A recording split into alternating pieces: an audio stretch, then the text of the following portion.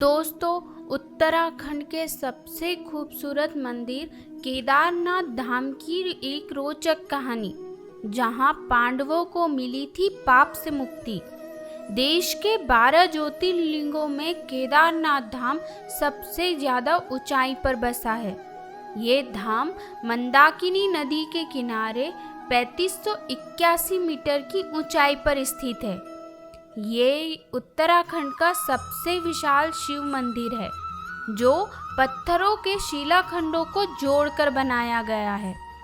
ये ज्योतिर्लिंग त्रिकोण आकार का है और इसकी स्थापना के बारे में कहा जाता है कि हिमालय की केदार श्रृंग पर भगवान विष्णु के अवतार नर और नारायण ऋषि तपस्या करते थे।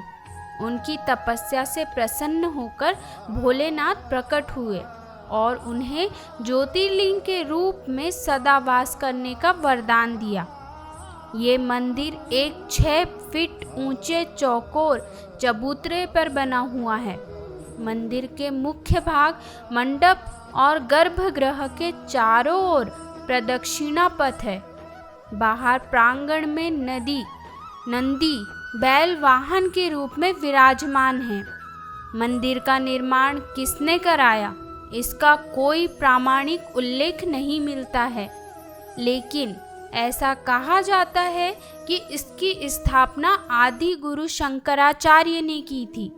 आपको बता दें कि केदारनाथ पहुंचने के लिए गौरी कुंड से 15 किलोमीटर की पैदल यात्रा करनी पड़ती है। बाबा केदार का ये धाम कात्यूहरी शैली से बना हुआ है। इसके निर्माण में भूरे रंग के बड़े पत्थरों का प्रयोग बहुतायत में किया गया है।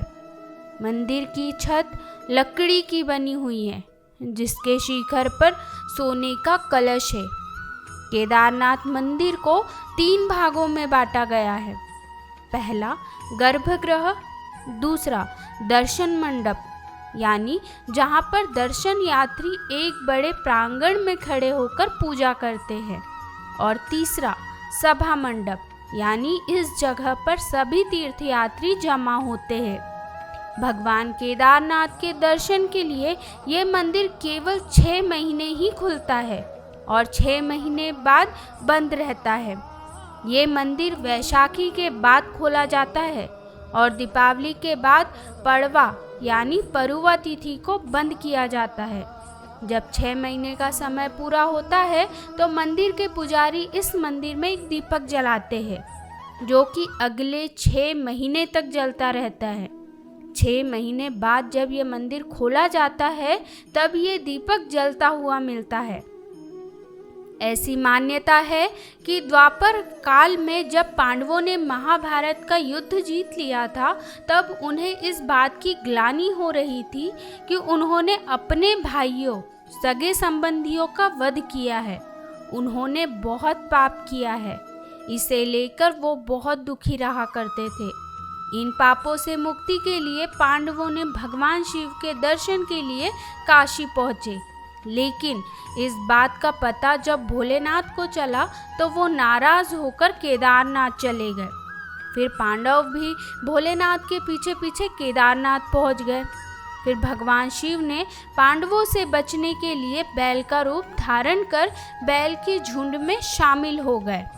तब भीम ने अपना विराट रूप धारण कर 2 पहाड़ों पर अपना पैर रख कर खड़े हो गए।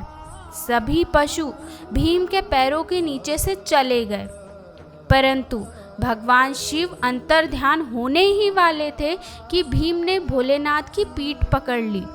पांडवों की इस लालसा को देखकर शिव बहुत प्रसन्न हुए और उन्हें दर्शन दिए।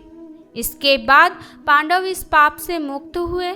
इसके बाद पांडवों का यहाँ पर केदारनाथ के मंदिर का निर्माण करवाया था, जिसमें आज भी बैल के पीठ की आकृति पिंड के रूप में पूजा की जाती है। दोस्तों, आपको जानकारी कैसी लगी कमेंट करके ज़रूर बताएं। धन्यवाद।